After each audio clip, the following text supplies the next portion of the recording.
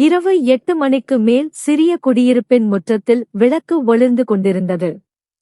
நான் வாசலில் அமர்ந்து என் குழந்தையை தாலாட்டிக் கொண்டிருந்தேன்.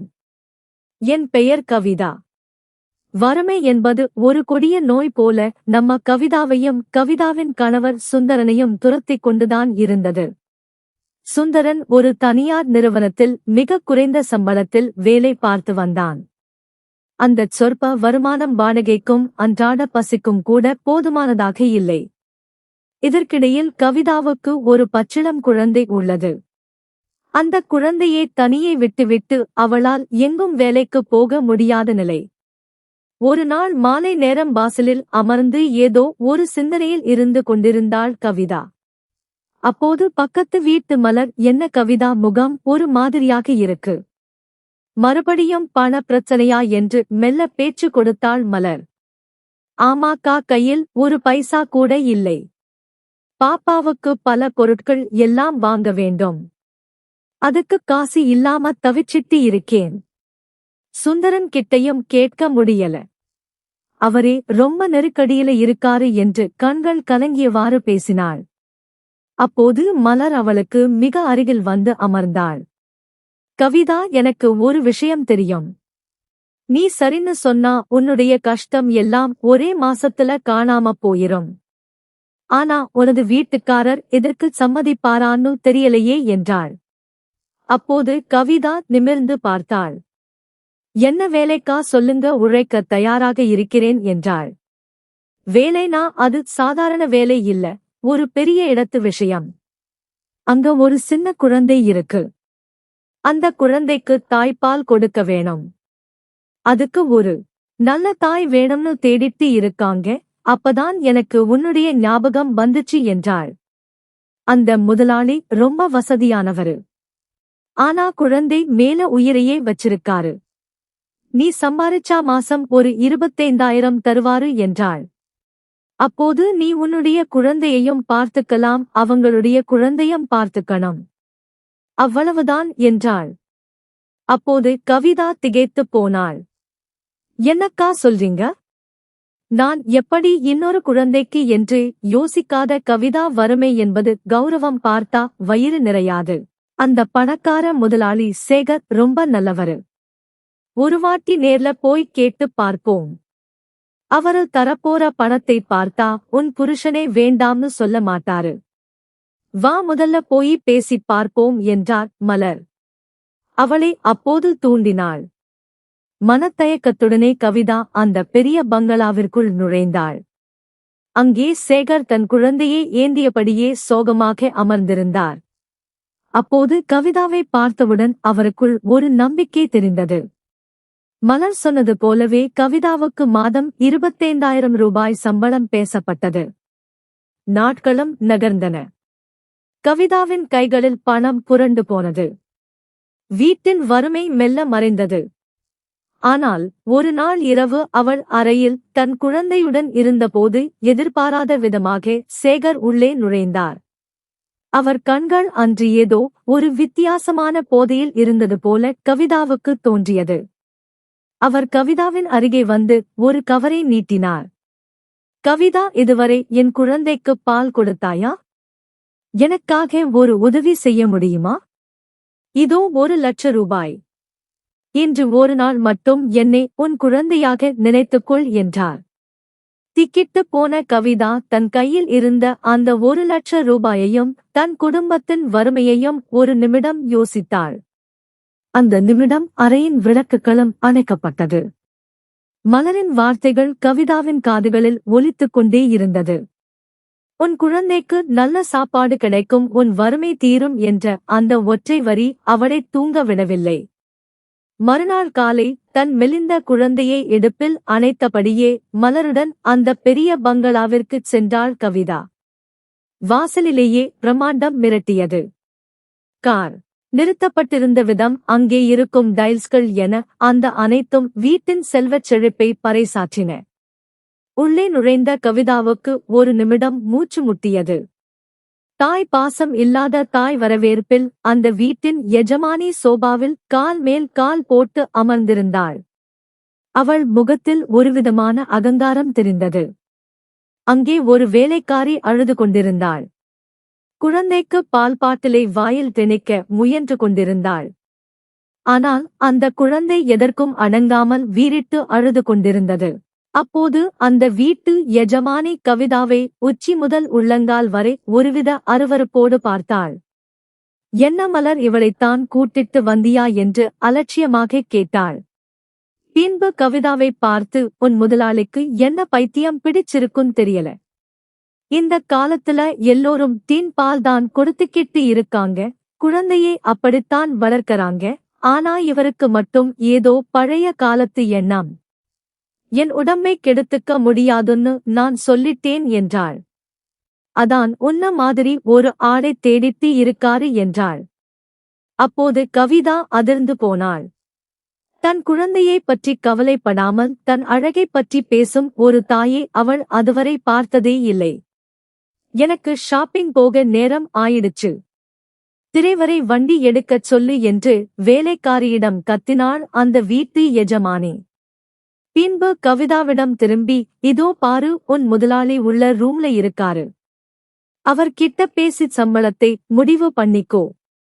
எனக்கு இதில் எந்த சம்பந்தமும் இல்லை என்று கூறிவிட்டு தன் பையை எடுத்துக்கொண்டு விறுவிறுவென்று வெளியேறினாள்.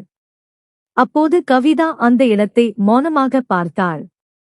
ஒரு தாயின் மடியில் இருக்க வேண்டிய குழந்தை இங்கே அந்நிய பெண்ணின் கையில் அழுது தவித்துக் கொண்டிருந்தது. பணம் இருந்தால் மட்டும் போதாது, பாசம் இருக்க வேண்டும் என்று அவளுக்கு அப்போது தோன்றியது. அப்போது அந்த அறையின் கதவு திறக்கப்பட்டது. உள்ளே இருந்து கம்பீரமான தோற்றத்துடன் சேகர் வெளியே வந்தார். அவர் கண்களில் தன் குழந்தை பற்றிய கவலை அப்பட்டமாக தெரிந்தது. கவிதாவை பார்த்ததும் அவரின் முகம் சற்று மலர்ந்து, நீங்கள்தான் கவிதாவா? மலர் உங்களை பத்திச் சொன்னாங்க. என் குழந்தைக்கு ஒரு தாயை நம்பி தேவைப்படுது. உங்களால் அதை செய்ய முடியுமா? நீங்கள் கேட்கிறதை விட அதிகமாக நான் பணம் தர தயாராக இருக்கிறேன் என்றார். அப்போது கவிதா தன் இடுப்பில் இருந்த குழந்தையை ஒருமுறை பார்த்தாள். பின்பு அழுது கொண்டிருந்த அந்த குழந்தையை பார்த்தாள். வறுமையின் பிடியில் இருந்த அவளுக்கு அந்த நிமிடம் அந்த வேலை ஒரு பெரும் வரப்பிரசாதமாக தெரிந்தது. ஆனால் இதற்கு அவள் கணவன் சுந்தரன் சம்மதிப்பானா என்ற அச்சம் அவள் மனதை அரித்துக் கொண்டிருந்தது. பணக்கார எஜமானி அப்போது அலட்சியமாக வெளியேறியதைக் கண்ட கவிதாவுக்கு பெருமூச்சுதான் வந்தது.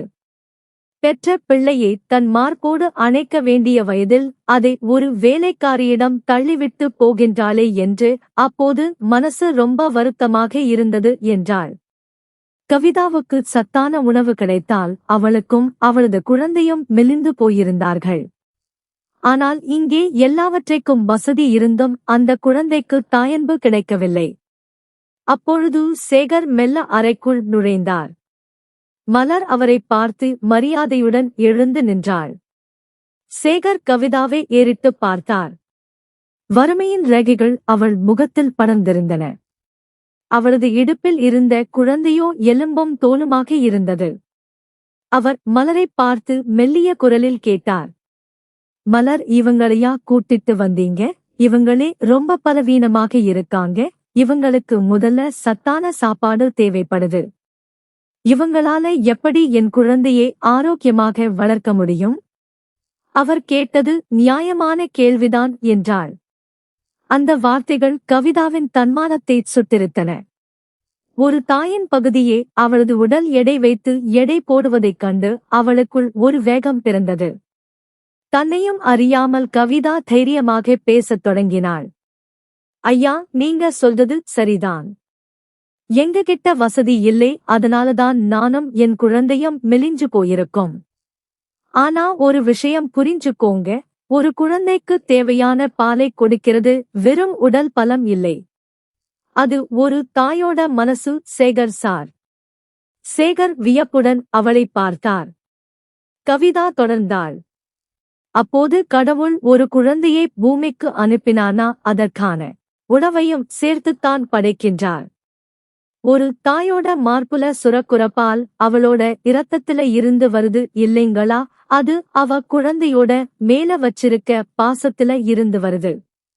எனக்கு நல்ல சாப்பாடு கிடைக்குதோ இல்லையோ என் பிள்ளையை பார்த்து என் மார்புல பால் சுரக்கும் அதே பாசத்தை உங்க பிள்ளைக்கும் என்னால காட்ட முடியும். அந்த நம்பிக்கையில்தான் நான் இங்க வந்திருக்கிறேன் என்றாள்.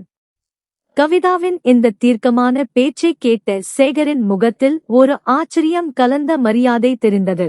பணக்கார பெண்ணிடம் காணாத அந்த தாய்மையின் கம்பீரம் இந்த ஏழை பெண்ணிடம் இருப்பதை அவர் உணர்ந்தார். அவர் மெல்ல புன்னகைத்து, மன்னிச்சிடுங்க கவிதா.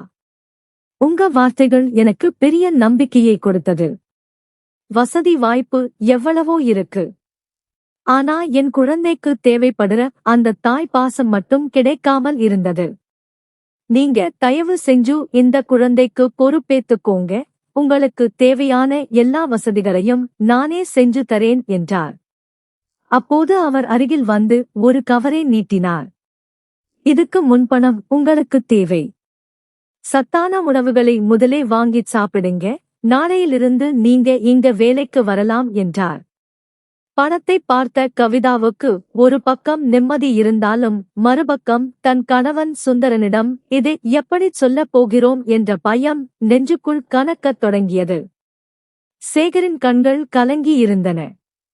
கவிதா தன் மனைவியே பிடிவாதமாக இருக்க அவளுக்கு அவளோட அழகும் சமூக அந்தஸ்தும்தான் முக்கியமாக தெரிந்தது. ஆனால் பாவம் இந்த சின்ன குழந்தை பவுடர் பால் ஒதுக்காமல் அழுது கொண்டே ரொம்ப மெலிஞ்சு போயிட்டான். என் பையனோட ஆரோக்கியத்தில என்னால இனிமே சமரசம் செஞ்சுக்க முடியாது என்று அவர் ஆதங்கப்பட்டார். அப்போது கவிதா மெல்லக் கேட்டாள், சரிங்க ஐயா, எனக்கு என்ன சம்பளம் தருவீங்க? சேகர் தயங்காமல் சொன்னார், உங்களுக்கு மாதம் 25,000 தருவேன். இது போக உங்களுக்கு உங்கள் குழந்தைக்கும் தேவையான சத்தான உணவுகள், மருத்துவச் செலவு எல்லாவற்றையும் நானே பார்த்துக் கொள்கிறேன். என் குழந்தையே ஆரோக்கியமாக இருந்தா அதுவே எனக்கு போதும் என்றார். அப்போது கவிதாவுக்கு தலை சுற்றியது. தன் கணவன் சுந்தரன் ஒரு மாதம் முழுக்க உழைத்தாலும் இதில் பாதி கூட கிடைக்காது. வீட்டுக்கு வந்ததும் தயங்கி சுந்தரனிடம் விஷயத்தைச் சொன்னாள். அப்போது சுந்தரன் முதலிடம் அதிர்ச்சியில் உறைந்து போனான். என்ன கவிதா சொல்ற? அடுத்த வீட்டு பிள்ளைக்கு நீ பால் கொடுப்பியா? ஊர் உலகம் என்ன பேசும் என்று கோபப்பட்டான். உலகம் பேசுறதைக் கேட்டா நம்ம புள்ளை பசியில செத்துடுங்க. அந்த வீட்டு முதலாளி ரொம்ப நல்லவரு. அவரோட குழந்தைக்கு ஒரு தாய் தேவைப்படுறா. நமக்கும் பணம் தேவைப்படுது. நம்ம குழந்தையோட எதிர்காலத்துக்காக இதை செய்ய விடுங்க என்று அப்போது கவிதா கெஞ்சினாள். நீண்ட நேர போராட்டத்திற்கு பிறகு வறுமையின் கொடுமை அவனை சம்மதிக்க வைத்தது. மறுநாள் காலை அப்போது கவிதா தன் குழந்தையை தூக்கிக் கொண்டு அந்த பெரிய பங்களாவிற்கு நுழைந்தாள். சேகர் அங்கே காத்திருந்தார். அப்போது கவிதாவை பார்த்ததும் ஓடி வந்து தன் மகனை அவளிடம் ஒப்படைத்தார். கவிதா, இன்னைக்கு முழுவதும் நீங்க இங்கதான் இருக்கணும். ராத்திரி 9 மணிக்கு மேலதான் நீங்க வீட்டுக்கு போகலாம். உங்களுக்குன்னு ஒரு தனி அறை அங்கே ஒதுக்கி இருக்கேன் என்றார் சேகர். வேலைக்காரி ஒருத்தி கவிதாவை அந்த அறைக்கு அழைத்துச் சென்றாள். அது ஒரு சொர்க்கம் போல இருந்தது. குழந்தைக்காகவே பார்த்து இணைக்கப்பட்ட அறை. ஆனால் அங்கே இருந்த சேகரின் குழந்தை பசியால் அலறிக் கொண்டிருந்தது. அப்போது கவிதா மெல்ல அந்த குழந்தையை தூக்கி தன் மார்போடு அணைத்தாள். அப்போது அதுவரை பாட்டில் பாலில் இல்லாத ஒரு கதகதப்பை அந்த குழந்தை உணர்ந்தது. கவிதாவின் அணைப்பில் இருந்த அந்த தாய்மையின் மனம் அழுகையே மெல்ல நிறுத்தியது. சிறிது நேரத்திலேயே கவிதாவின் அரவணைப்பில் அந்த குழந்தை நிம்மதியாக பால் குடித்துவிட்டு அவள் மடியிலேயே உறங்கிப் போனது. ஆனால் அந்த குழந்தை கவிதாவை கட்டிப்பிடித்திருந்த விதம் அவள் மனதிற்கு ஒரு விசித்திரமான பாரத்தை ஏற்படுத்தியது. அப்போது கவிதா நிமிர்ந்து பார்த்தாள். அங்கே சேகர் நின்று கொண்டிருந்தார். தன் குழந்தை கவிதாவின் மடியில் அமைதியாக உறங்குவதைக் கண்டு அவரது கண்களில் ஒரு திருப்தியும் அதே சமயம் சொல்ல முடியாத ஒரு ஏக்கமும் தெரிந்தது. அந்த அறையின் குளிர்ச்சியும் மென்மையான மெத்தையும் சேகரின் குழந்தைக்கு பழகி இருக்கலாம். ஆனால் கவிதாவின் மடியில் அந்த குழந்தை அமைதியாக உறங்கிய விதம் அந்த பங்களாவிற்கே ஒரு புதிய அமைதியை கொடுத்தது. அப்போது கவிதாவின் சொந்த குழந்தை நிலவன் தன் மடியின் இன்னொரு குழந்தை இருப்பதை ஒருவித திகைப்போடு பார்த்து கொண்டிருந்தான். அவனது பிஞ்சு உள்ளத்தில் இது அவனுக்கு புரியவில்லை.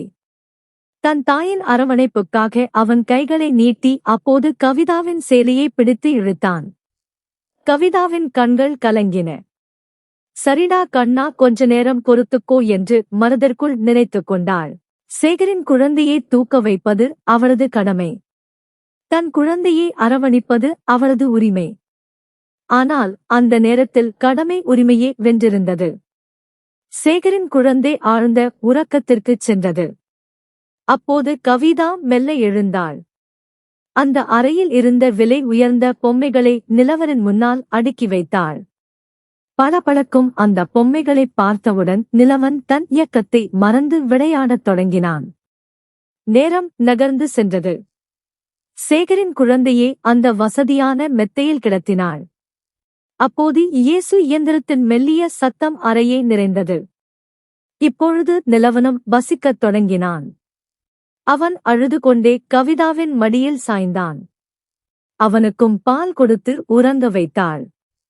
ஆனால் ஒரு தயக்கம் அவளைத் தடுத்தது. இந்த விலை உயர்ந்த மெத்தையில் என் மகனை படுக்க வைக்கலாமா என்று ஒரு பயம் அவளை ஆட்கொண்டது. வேறு வழியின்றி மெத்தைக்கு கீழே இருந்த தரைவிரிப்பில் தன் மகனை அப்போது படுக்க வைத்தாள். தானம் அவன் அருகில் தரையிலேயே அமர்ந்து மெல்ல கண் அயர்ந்தாள். அப்போது கவிதா அரை தூக்கத்தில் இருந்த பொழுது அறையின் கதவு மெல்லத் திறக்கும் சத்தம் கேட்டது. திக்கிட்டு எழுந்தாள். அங்கே ஒரு வேலைக்காரி கையில் ஒரு கண்ணாடி டம்ளருடன் நின்று கொண்டிருந்தாள். அதில் ஆவி பறக்கும் பால் இருந்தது. அந்த வேலைக்காரி பாலை கவிதாவிடம் நீட்டினாள். கவிதா ஆச்சரியத்துடன் அவளை பார்த்தாள். இது எதுக்கு என்று தயக்கத்துடன் கேட்டாள். அந்த வேலைக்காரி மெல்லிய குரலில் சொன்னாள், இதை முதலாளி கொடுக்கச் சொன்னாரு. நீங்க 2 குழந்தைக்கு பால் கொடுக்க வேண்டியிருக்கு. உங்க உடம்புல சத்து இருந்தாதானே அவங்களுக்கு ஆரோக்கியமாக இருக்க முடியும். இதை குடிங்க என்றாள். கவிதா அந்த பால் டம்ளரை வாங்கினாள். அந்த பாலில் இருந்த சூட்டை விட சேகர் காட்டிய அந்த அக்கறை அவளுக்கு பெரிய ஆறுதலாக இருந்தது. ஆனால் அதே சமயம் அந்த வேலைக்காரி சொன்ன அடுத்த வார்த்தை அவளை அதிர வைத்தது. கவிதா, கவனமாக இருங்க. முதலாளிக்கு குழந்தை மேல எவ்வளவு பாசமோ அதே அளவுக்கு அவர் ரொம்ப கண்டிப்பானவர். எப்போதுமே என்ன நினைப்பார்னு சொல்ல முடியாது என்று சொல்லிவிட்டு அவள் நகர்ந்தாள். வேலைக்காரி நீட்டிய அந்த பால் டம்ளரை கவிதா வாங்கினாள். இதை நீங்க குடிக்கணும் கவிதா.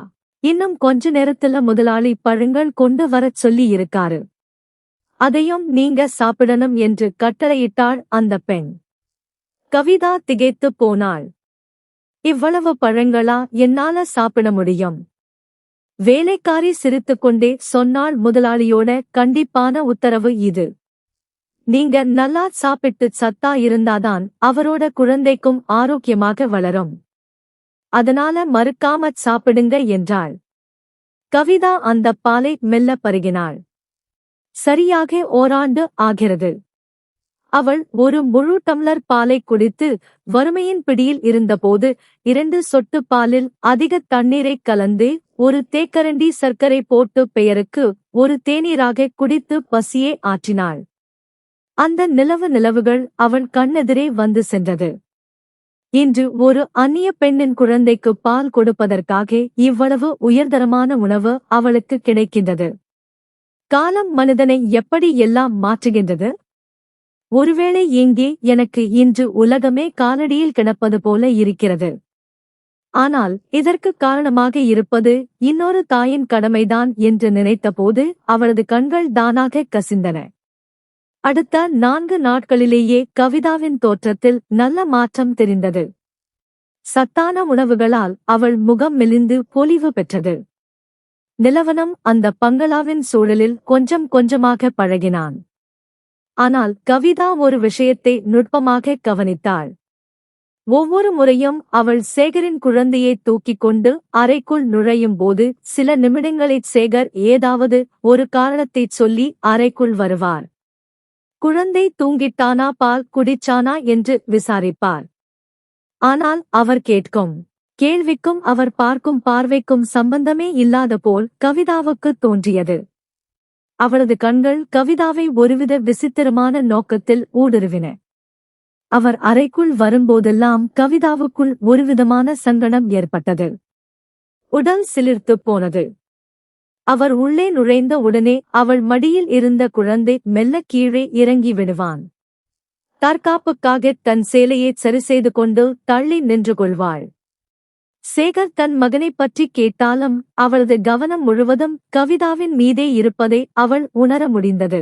கவிதா, உங்களுக்கு ஏதாவது வேணுமா? சாப்பாடு எல்லாம் சரியா இருக்கா என்று அவர் கேட்கும் விதம் கனிவாக இருந்தாலும் அந்த அறைக்குள் நிலவும் ஒருவித மௌனமும் கவிதாவை அச்சப்பட வைத்தது.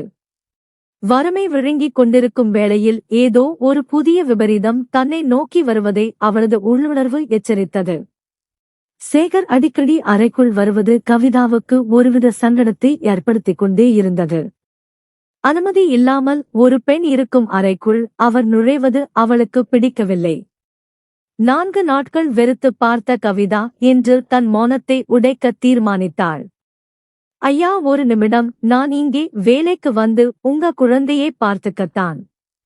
ஆனா நீங்க அடிக்கடி அனுமதி இல்லாம இந்த அறைக்குள் வருது எனக்கு சரியா படல. தயவு செஞ்சு இதை தவிர்ச்சிடுங்க என்று உறுதியாக கூறினாள். கவிதாவின் பேச்சைக் கேட்ட சேகரின் முகத்தில் கோபக்கோடுகள் தெரிந்தன. அவர் ஒரு ஏளனமாகச் சிரிப்புடன் அவளை பார்த்தார். கவிதா, நான் ஏன் அடிக்கடி வரேன்னு உங்களுக்கு தெரியுமா? உண்மையைச் சொல்லட்டுமா? நான் உங்களுக்கு எவ்வளவு சத்தான உணவுகளையும் பழங்களையும் ஏன் கொடுக்கிறேன்னா என் குழந்தை ஆரோக்கியமாக இருக்கணும்தான். ஆனா ஒரு சந்தேகம் இருக்கு. நீங்க உங்க சொந்த பையன் மேல காட்டுற அக்கறையை என் பையன் மேல காட்டுவீங்களான்னு பயமா இருக்கு. நான் பணம் செலவு பண்றது என் குழந்தைக்காக, உங்க குழந்தைக்காக இல்லை என்றார் ஆத்திரத்துடன். சேகரின் இந்த வார்த்தைகள் கவிதாவின் இதயத்தில் ஈட்டியால் குத்தியது போல இருந்தது. அவளது வறுமையைச் சுட்டிக்காட்டி அவளது தாயின் பணிவை அவர் சந்தேகப்பட்டுவிட்டார். அப்போது கவிதா தன் இடுப்பில் இருந்த நிலவனை இன்னும் பலமாக அணைத்துக் கொண்டாள். என்ன நினைச்சீங்க ஐயா, நான் ஏழைதான். ஆனால் ஈனப் பிறவி கிடையாது. நான் சாப்பிடுற ஒவ்வொரு பருக்கைச் சோறும் உங்க பணத்தில இருந்து வருது. அது எனக்குத் தெரியும். செஞ்ச நன்றியை மறக்கிறத நான் இல்லை. ஒரு தாயா இப்படி ஒரு குழந்தையை பசியார விட்டுவிட்டு இன்னொரு குழந்தைக்கு மட்டும் வாரி வழங்க முடியுமா என்று அவள் கூறினாள். அவள் கண்கள் சிவந்து, உங்களுக்கு என் மேல நம்பிக்கை இல்லைன்னா உங்க பணமும் எனக்கு வேணாம், இந்த வேலையும் எனக்கு வேணாம், உங்க பணத்தை நீங்களே வச்சுக்கோங்க என்று சொல்லிவிட்டு அவள் ஆவேசமாக பேசினாள். சேகர் அதிர்ச்சியில் உறைந்து நின்றார். ஒரு ஏழை பெண்தான் தரும் இவ்வளவு பெரிய தொகையை தூக்கி எறிவாள் என்று அவர் எதிர்பார்க்கவில்லை. அப்போது சேகர் நில்லுங்க என்று பேசினார். ஆனால் கவிதா திருப்பிக் கூட பார்க்கவில்லை.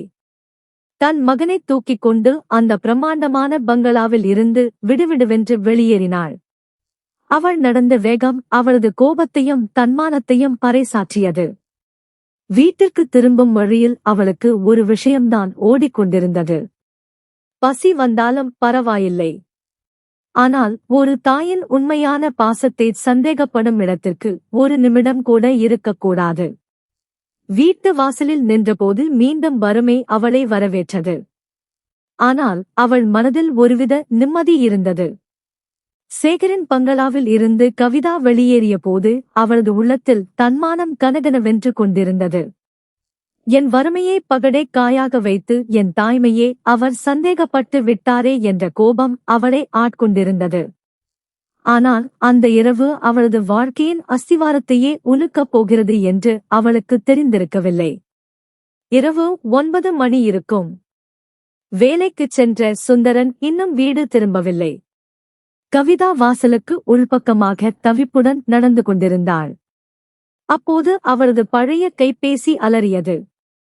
எதிர்முனையில் ஒரு பேசிய குரல் அவளது உலகத்தையே இருட்டாக்கிவிட்டது. சுந்தரனுக்கு விபத்து ஏற்பட்டுவிட்டது. சீக்கிரம் மருத்துவமனைக்கு வாருங்கள் என்று அவர் கூறினார்கள். பதற அடித்துக்கொண்டு மருத்துவமனைக்கு ஓடினாள். ஆனால் அங்கே அவளுக்கு காத்திருந்தது ஒரு சடலம் மட்டுமே. இரத்த வெள்ளத்தில் கிடந்த தன் கணவரின் முகத்தை பார்த்தவுடன் கவிதா அங்கே மயங்கி விழுந்தாள். யாரை நம்பி இருந்து இந்த துணிச்சலோடு வெளியே விட்டு வேலையை விட்டு வந்தேனோ அவரே என்னை விட்டு போய்விட்டார் என்று அவள் நெஞ்சு வெடிக்க அழுதாள். மறுநாள் காலை சுந்தரனின் இறுதிச் சடங்குகளும் முடிந்தன. கவிதாவின் வீடு உறவினர்களாலும் அக்கம் பக்கத்தினராலும் நிறைந்திருந்தது. ஒவ்வொருவரும் அவளை பார்த்து பரிதாபப்பட்டார்கள். இவ்வளவு இளம் வயதில் கணவனை இழந்துவிட்டு இந்த பச்சிளம் குழந்தையை வைத்துக் கொண்டு இவள் என்ன செய்யப் போகிறாள் என்று முணுமுணுப்புடன் அவளது காதுகளில் இயற்கை காற்று ஊற்றுவது போல இருந்தது. தன் தந்தை இறந்துவிட்டான் என்பது கூட தெரியாமல் அப்போது கவிதாவின் மடியின் நிலவன் அமைதியாக விளையாடிக் கொண்டிருந்தான். பார்ப்பவர்களின் கண்கள் குளமாகியது. அந்த ஒரு இரவு கவிதாவுக்கு 1000 ஆண்டுகளைப் போல நீண்டு கொண்டே இருந்தது. மறுநாள் காலை அந்தச் சிறிய சந்திப்பிற்குள் ஒரு விலை உயர்ந்த கார் மெதுவாக நுழைந்தது. தெருவில் விளையாடிக் கொண்டிருந்த சிறுவர்கள் அந்த காரின் பின்னால் ஓடி வந்தார்கள். கவிதாவின் வீட்டு வாசலில் கார் நின்றது. அப்போது அனைவரும் பார்வையும் வாசலை நோக்கித் திரும்பியது. காரிலிருந்து இறங்கியது சேகர்.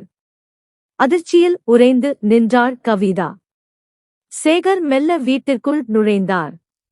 அங்கிருந்த கூட்டத்தையும் கவிதாவின் கோலத்தையும் பார்த்தபோது அவருக்கு விஷயம் புரிந்துவிட்டது. அவர் எல்லோரும் பேச்சையும் காதில் வாங்காமல் நேராக கவிதாவிடம் வந்தார். கவிதாவால் பேச முடியவில்லை. கணவனை இழந்த துக்கமும் நேற்று கோபத்துடன் அவளை மௌனமாக்கியது. சேகர் அவளது நினைப்பை நிலையை பார்த்து ஒரு நிமிடம் மௌனமாக நின்றார். கவிதா, நடந்த எல்லாம் கேள்விப்பட்டேன். நேற்றுதான் உன்னிடம் அப்படி பேசியிருக்கக் கூடாது. உன் கணவனின் மறைவு ஈடு செய்ய முடியாதது. ஆனால் இந்த நிலையிலும் நீயும் உன் குழந்தையும் அனாதையாக இருப்பதை என்னால் பார்த்துக்கொண்டு சும்மா இருக்க முடியாது என்றார்.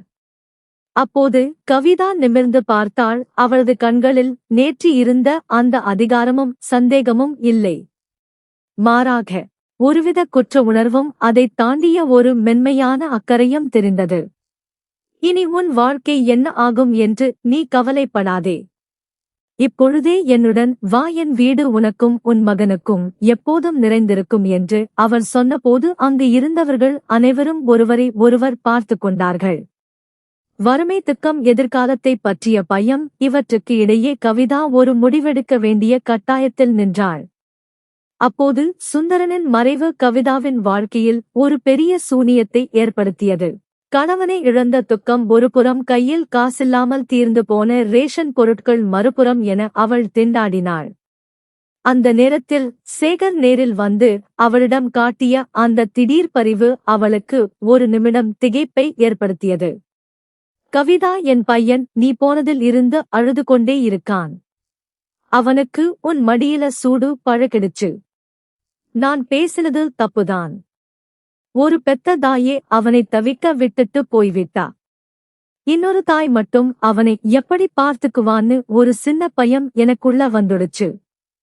என்னை மன்னிச்சிடு என்ற சேகர் உருக்கமாக கேட்டார். அவர் கவிதாவின் கையில் கொஞ்சம் பணத்தை கொடுத்துவிட்டு சென்றார். அவர் சென்ற பிறகு கவிதாவுக்கு பலமுறை அந்த வீட்டு வேலைக்காரனிடமிருந்து போன் வந்தது. கவிதா குழந்தை பாவம் பசியிலையும் அழுகையிலும் ரொம்ப இழைச்சு போயிட்டான். உன்னைக் கண்டா மட்டும்தான் அவன் அமைதியாகுவான். சீக்கிரம் வா என்று சொல்லி அவள் கெஞ்சினாள். தன் இடுப்பில் இருந்த நிலவனை பார்த்தாள். அப்போது ஒரு தாயாக என்னால் இன்னொரு குழந்தையை தவிக்க விட முடியாது என்று அவளது உள்ளுணர்வு சொன்னது. உடனே சேகருக்கு தகவல் கொடுத்தாள். அவர் அனுப்பிய கார் கவிதாவின் வீட்டு வாசலில் வந்து நின்றபோது மீண்டும் அந்த பங்களாவிற்கு கவிதா நுழைந்தாள்.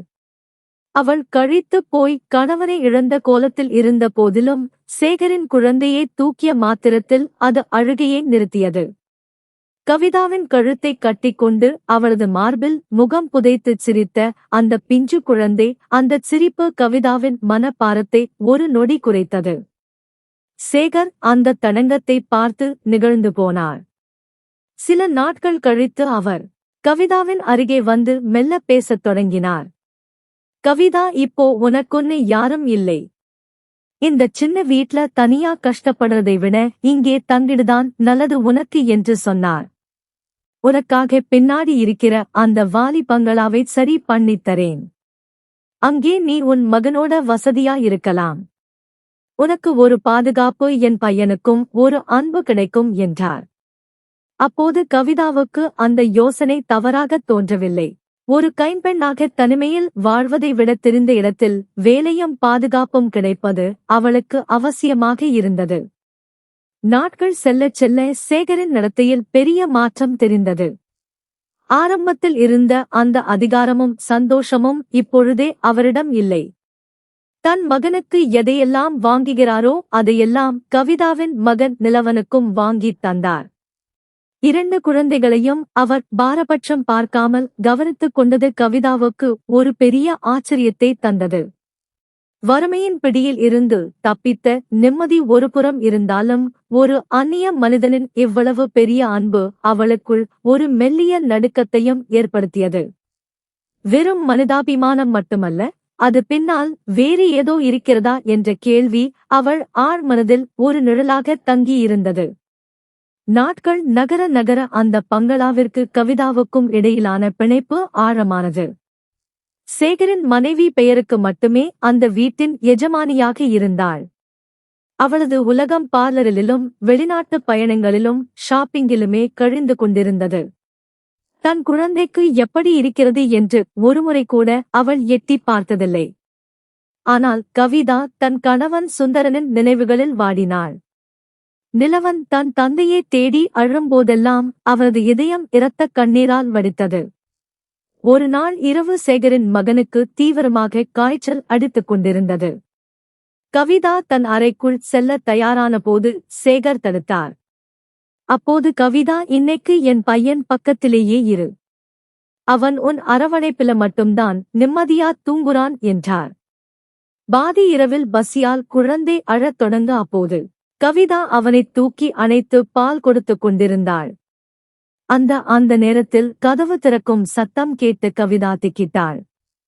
சேகர் உள்ளே நுழைந்தார். பதற்றத்தில் அவர் குழந்தையை தள்ளி வைக்க முயன்றபோது அவர் அமைதியாக ஒரு நாற்காலியை இழுத்து போட்டு அவள் முன்னால் அமர்ந்தார். அப்போது கவிதா, நான் சொல்றதை கொஞ்சம் கவனிச்சுக் கேளு என்றார். அவரது குரலில் ஒரு தீர்க்கமான முடிவு தெரிந்தது. நான் என் வாழ்க்கையை ஒரு பொண்ணோடு பகிர்ந்து கொள்ளணும்னு நினைச்சேன். அவ என் உலகத்தை மட்டும் இல்ல, என் வீட்டையும் என் குழந்தையையும் காதலிக்கிறான்னு ஆசைப்பட்டேன். ஆனா அவளிடம் அந்த தாய்மையும் இல்ல. அவளிடம் நீ என் குழந்தையை என் சொந்த பிள்ளை போல பார்க்கிற உன் பையனும் உன்னை தாயா ஏத்துக்கிட்டான். உனக்கும் இப்போ யாரும் இல்லை, நீ என்னை திருமணம் செஞ்சுக்க முடியுமா? என் குழந்தைக்கு நீ நிரந்தரமான தாயா இருக்கணும்னு நான் விரும்புகின்றேன் என்றார். சேகர் சொன்னதைக் கேட்டு கவிதா அதிர்ச்சியில் உறைந்தாள். ஐயா, என்ன சொல்றீங்க? என் கணவர் இருந்து சில நாட்கள்தான் ஆகுது. அவரோட நினைவுகள் இன்னும் என் மனசை விட்டு போகல. என்னால எப்படி இன்னொருத்தர என்று சொல்லிவிட்டு அழத் தொடங்கினாள். உன் முடிவை நான் மதிக்கின்றேன் கவிதா. ஆனால் உன் மகனோட எதிர்காலத்தை யோசிச்சுப்பார். அவனுக்கு ஒரு அப்பாவோட நிழலும் அந்தஸ்தும் இங்கு கிடைக்கும் என்றார் சேகர். கவிதா தன் மகன் நிலவனை பார்த்தாள். ஒரு ஏழை தாயின் மகனாக வளர்வதை விட சகல வசதிகளும் அதிகாரமும் கொண்ட ஒரு இடத்தில் அவன் வளர்வது அவனது எதிர்காலத்திற்கு நல்லது என்று அவளது அறிவு சொன்னது. தன் மகனுக்காக தன்னை தாயாகவே நினைக்கும் சேகரின் குழந்தைக்காகவும் கவிதா ஒரு பாரமான முடிவை எடுத்தாள். சரிங்கயா என்று மகனுக்காக நான் சம்மதிக்கின்றேன் என்றாள் மெல்லிய குரலில். கவிதா சம்மதித்த அடுத்த நிமிடம் சேகர் அதிரடியாகச் செயல்பட்டார். பொறுப்பற்ற மனைவியின் கவிதாவிற்கு விவாகரத்து நோட்டீஸையும் அனுப்பினார். அவள் அலறிப்போய் சத்தமிட்டாள். ஆனால் சேகர் உறுதியாக இருந்தார். அவரிடமிருந்து வங்கி அட்டைகளையும் சொத்துக்களையும் பறிமுதல் செய்தார். ஆடம்பரமான வாழ்க்கை என்று இருந்த கவிதாவிற்கு ஒரு நொடியில் அனைத்தையும் இழந்து தெருவிற்கு வந்தாள். சேகர் கவிதா திருமணம் மிக எளிமையாக நடந்தது. ஆரம்பத்தில் கவிதாவுக்கு ஒருவித அச்சமும் குற்ற உணர்வும் இருந்தது. ஆனால் திருமணத்திற்குப் பிறகு சேகர் காட்டிய அன்பும் நிலவனை அவர் சொந்த மகன் போல தூக்கிச் சுமந்த விதமும் அவளை நெகிழ வைத்தது. சேகரின் மகனுக்கும் ஒரு தாயின் பாசமும் கவிதாவின் மகனுக்கு ஒரு தந்தையின் அரவணைப்பும் கிடைத்தது. இப்போது மூடிக்கிடந்த தன் வாழ்க்கையின் கதவுகளை இறைவன் ஒரு மலையின் வடிவில் திறந்துவிட்டதை எண்ணி கவிதா கண்ணீர் மல்கி நன்றி கூறினாள். வறுமையின் பிடியிலிருந்து மீண்டும் அன்பின் நிழலில் அவளது புதிய வாழ்க்கை அழகாகத் தொடங்கியது. இந்த கதை பிடிச்சிருந்துச்சு அப்படின்னா லைக் அண்ட் ஷேர் பண்ணுங்க. கீழே இருக்க கமெண்ட் பாக்ஸ்ல உங்களுடைய கருத்துக்களை பதிவிடுங்க. நன்றி.